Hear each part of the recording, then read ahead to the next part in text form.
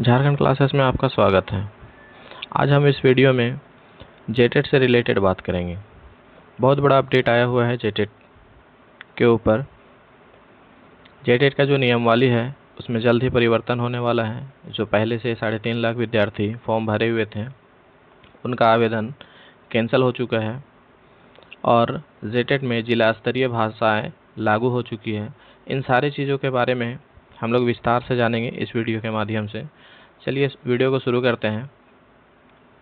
आज के न्यूज़पेपर में आया हुआ है कि जेटेट में जिला स्तरीय 11 भाषाएं तय, यानी कि जो जेटेट का परीक्षा होगा उसमें 11 जो भाषाएं हैं वो जिला स्तर यानी कि प्रत्येक जिला पे जो भाषा बोली जाती है उसी भाषा के आधार पर जेटेट की परीक्षा ली जाएगी। फिर से लिए जाएंगे आवेदन, यानी कि जो आवेदन है वो फिर से लिया जाएगा। पहले ही 3.5 लाख विद्यार्थी अप्लाई किए हुए थे, उनका आवेदन रद्द कर दिया गया है और इसी मंथ यानी कि जुलाई यानी नेक्स्ट मंथ में जुलाई से फिर से आवेदन शुरू किए जाएंगे। देखते हैं इस न्यूज़पेपर पे क्या न्यूज़ आया हुआ है। झारखंड शिक्षक पात्रता परीक्षा जेटेट में फिर से जिला स्तरीय भाषा का निर्धारण किया गया, यानी कि पहले का जो जेटेट था उसमें भी जिला स्तरीय भाषा 2 बार जो जेटेट हुआ है उसमें जिला स्तरीय भाषा था, लेकिन बाद में जो नियमावली बन के आई थी उसमें जिला स्तरीय भाषा को हटा दिया गया था। लेकिन पुनः फिर से जेटेट में नियमावली परिवर्तन होने जा रहा है और इस नियमावली में 11 भाषाएं होंगी। स्कूल शिक्षा एवं साक्षरता विभाग ने कार्मिक प्रशासन सुधार तथा राज्य भाषा विभाग द्वारा अधिसूचित सभी 15 भाषाओं की परीक्षा होगी। इनमें से 11 भाषाएं जिला स्तरीय भाषा में से चिन्हित किए गए हैं, जबकि 4 भाषाओं में से किसी एक भाषा की परीक्षा में अभ्यर्थी शामिल होना होगा, यानी कि टोटल 11 जो भाषा है वो जिला स्तरीय कंपलसरी सब्जेक्ट रखा गया है। लेकिन इसके बाद जो 4 भाषा हैं उसमें विद्यार्थियों को एग्ज़ाम लिखना है। प्रशासनिक सुधार तथा राज्य भाषा विभाग ने राज्य के लिए जिन भाषाओं का निर्धारण किया है उनमें जिला स्तर पर विभाजित नहीं किया गया है। स्कूली शिक्षा एवं साक्षरता विभाग द्वारा भाषाओं को जिला स्तर पर विभाजित किया गया है। राज्य में वर्ष 2013 और 2016 में हुई जेटेट परीक्षा में जिला स्तरीय भाषा निर्धारण थी। वर्ष 2019 की नियमावली में इस प्रावधान नहीं था, यानी कि 2019 में जो नियमावली बनी थी उसमें इस प्रकार का कोई भी प्रावधान नहीं रखा गया था। इस कारण परेशानी हो रही थी। जेटेट के लिए पिछले वर्ष आवेदन लिए गए थे। परीक्षा के लिए लगभग 3.5 लाख अभ्यर्थी ने आवेदन किया। अब इन अभ्यर्थियों को फिर से आवेदन करना होगा। फिर से आवेदन सिर्फ करना होगा, उनसे किसी भी प्रकार का कोई शुल्क नहीं लिया जाएगा। शिक्षा विभाग ने जेक को पत्र लिखा, 3.5 लाख आवेदन होंगे रद्द। प्रश्न की जो कठिनाई का जो स्तर है वो जो है उसमें भी बदलाव किया गया है।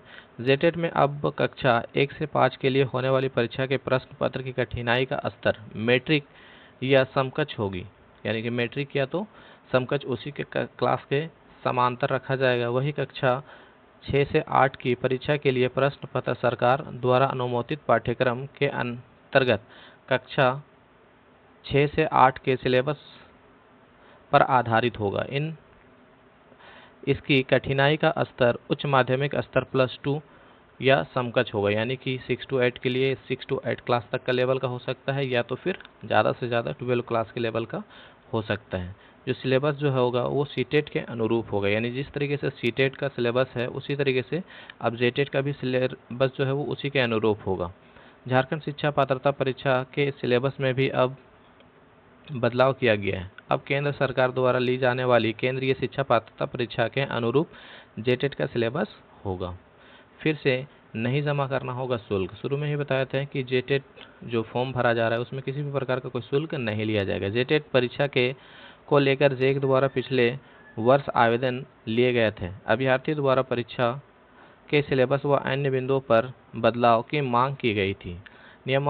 नई नियमावली के आधार पर फिर से आवेदन जमा होंगे, यानी कि जो नया नियमावली बन के आएगा उसके आधार पर फिर से फॉर्म भरा जाएगा। जिन अभ्यर्थियों ने पूर्व में आवेदन जमा किया था उन्हें आवेदन तो जमा करना होगा, पर उनका कोई भी किसी भी प्रकार का कोई शुल्क नहीं लिया जाएगा। जुलाई से फिर से जमा होगा आवेदन, यानी कि नेक्स्ट मंथ जुलाई जो है उससे आवेदन ऑनलाइन शुरू हो जाएगा, लेकिन किसी भी प्रकार का कोई शुल्क नहीं लिया जाएगा। जेटेट के नियमावली को अगले माह कैबिनेट में स्वीकृति मिलने की संभावना है, यानी कि नेक्स्ट मंथ जो है अगला जो कैबिनेट का बैठक होगा उसमें जेटेट का जो नियमावली है उसमें जो कैबिनेट का मंजूरी है वो मिलने की बहुत ज़्यादा संभावना है। इसके बाद जेक को परीक्षा के लिए अधिसूचना भेजी जाएगी। जुलाई में फिर से लिए आवेदन के लिए फिर से प्रक्रिया शुरू किए जाएंगे।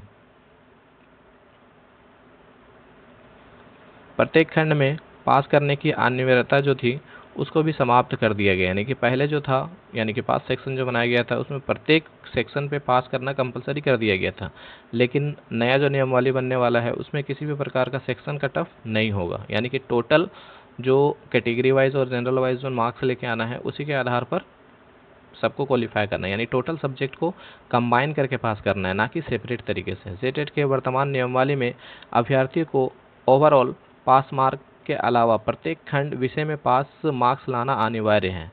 अब इसमें भी बदलाव किया गया, यानी कि जो पहले 2019 का नियमावली जो बना था उसके आधार पर था, लेकिन अब जो नया नियमावली बनने वाला है उसके आधार पर इसको हटा दिया गया है। परीक्षा में अब अभ्यर्थी को अब केवल ऑल ओवर पास मार्क्स लाना अनिवार्य होगा, यानी कि टोटल जैसे कि सीटेट में 90 मार्क्स जनरल के लिए होता है उसी तरीके से जेटेट में भी 90 मार्क्स जो होगा वो जनरल के लिए होगा, और 82 जो है 82.5 यानी कि 82 जो है वो कैटेगरी यानी कि अलग अलग कैटेगरी के हिसाब से जिस तरीके से मार्क्स होता है उसी तरीके से प्रत्येक विद्यार्थी को अपने कैटेगरी वाइज नंबर लेके आना होगा, यानी कि टोटल सारे सब्जेक्ट को मिलाकर, जैसे जो कोई मान लो कोई विद्यार्थी खोटा रखा है, कोई उड़िया रखा है, तो इस तरीके से टोटल सब्जेक्ट जो भी है हिंदी है, इंग्लिश है, चाइल्ड डेवलपमेंट है, तो उन सारे विषयों को मिलाकर टोटल जो मार्क्स होगा उस मार्क्स को पार करना है, ना कि प्रत्येक सब्जेक्ट पे अलग अलग मार्क्स पास करना है। ये जो कंडीशन था उसको हटा दिया गया है। इसलिए ज़रूरी है भाषा का विभाजन, यानी कि भाषा का जो विभाजन जो है वो किया गया है। राज्य में प्राथमिक व माध्यमिक विद्यालय के शिक्षक को कैडर जिला स्तरीय होता है, यानी कि जो भी कैडर बनता है वो जिला स्तर यानी कि जिला स्तर के हिसाब से भाषा का डिसीजन किया जाता है। जिन शिक्षक जिस जिला में नियुक्ति होंगे वहाँ की स्थानीय भाषा की जानकारी उनके लिए अनिवार्य होगा, यानी कि 1 to 5 के लिए जो भी शिक्षक बनेंगे उनके लिए जिस ज़िला में उनका ज्वाइनिंग होगा उस ज़िले का भाषा का ज्ञान उन्हें होना चाहिए, क्योंकि जो प्राथमिक स्तर के जो बच्चे होते हैं उनसे उसका जो मातृभाषा है मातृभाषा के आधार पर ही जुड़कर बच्चों को अच्छी तरीके से शिक्षा दिया जा सकता है। इस वजह से इस स्टेप को लिया गया है। अभ्यर्थी अगर रांची जिले के लिए आवेदन जमा करते हैं तो रांची जिला के लिए निर्धारित भाषा में से किसी एक भाषा में परीक्षा पास करना अनिवार्य होगा। इसी तरीके से प्रत्येक जिला के लिए जो भी अपना भाषा है उस भाषा के आधार पर उस डिस्ट्रिक्ट में अगर हमें ज्वाइनिंग लेना है तो उस डिस्ट्रिक्ट में जो भी भाषा बोली जाती है उस भाषा के आधार पर जो परीक्षा है उस परीक्षा को आपको पास करना होगा। उसके आधार पर 1 to 5 के शिक्षक बन सकते हैं। तो वीडियो को यहीं समाप्त करते हैं, मिलते हैं नेक्स्ट वीडियो में। तब तक के लिए वीडियो को लाइक और चैनल को सब्सक्राइब और अपने दोस्तों तक ज़्यादा से ज़्यादा शेयर करें।